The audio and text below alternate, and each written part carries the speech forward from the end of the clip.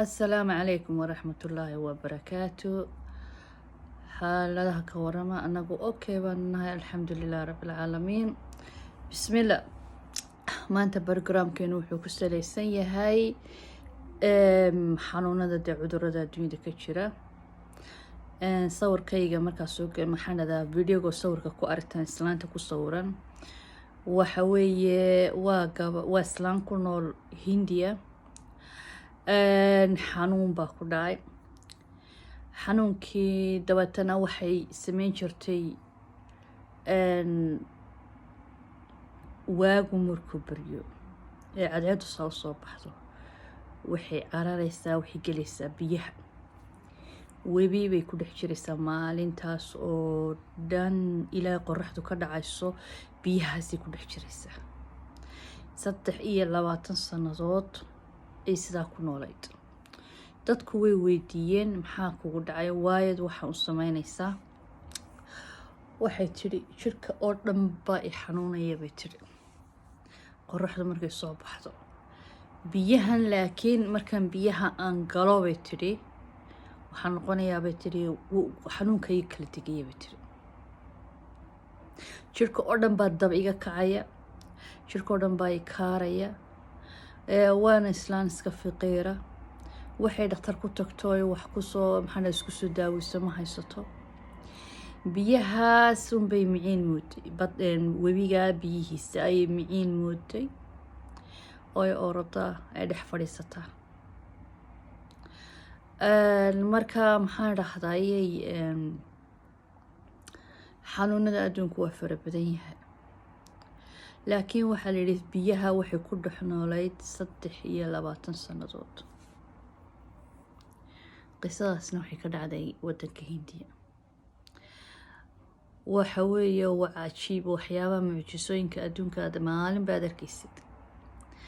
miyaad weligaa sida qof baa biyo maxaa ku noolaanaya 23 sannadood qorraxdu markay soo baxdo ilaa qorrax ka dhaca webigaas qofkaas ku jiray weligaas ma isma lahayn. kolley anigu shakhsi ahaan waad arki doontaa. marka xanuunada adduunyadu way fara badan yihiin, ilaahay inaga najeeyo. wuxuu xanuunadaas oo aan la garanaynin ama waxba u kari kara ilaahay caafimaad ha siiyo.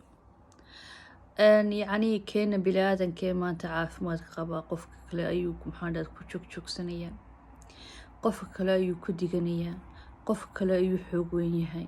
maalinta lasoo qabtana wuxuu noqonayaa quraanjo uu ka awood yaraanaya qofkaasi.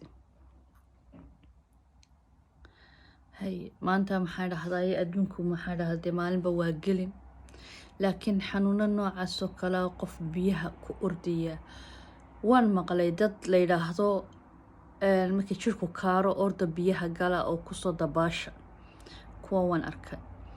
laakiin gabadhan miskiina jirka dab caadiyaba iga baxay bay ku leedahay gudihiisa, wax kaloo qaboojinaya biyahaas mooyaane, biyaha webigaan dhex fadhiisanaya mooyaane ma jirto.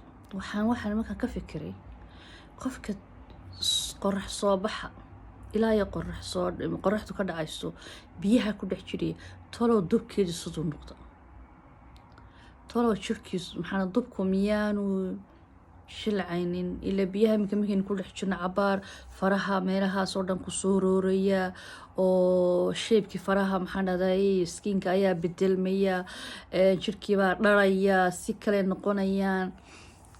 miyaan islaantoo jirkeedu aanu tolo maxaa I don't know, ilaahunba og.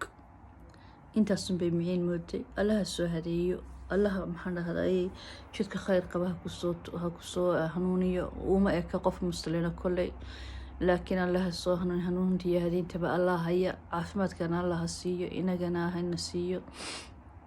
dee intaasunban maanta maxaa dhahday idinla wadaagaya. berritona insha allah mid kalen soo duubay haddii ilaahay ka dhigo. waan iska yara gacan cuslaaday. qiso kaloo cajiiba oo aan arkay baan berri idiin soo duubaya haddii ilaahay ka dhigo. anigu kolley maxaan dhahday anigu ma arkin mana maqlin, laakiin maybe inay idinku maqasheen. laakiin insha allah tomorrow ayaan soo duubaya haddii ilaahay ka dhigo.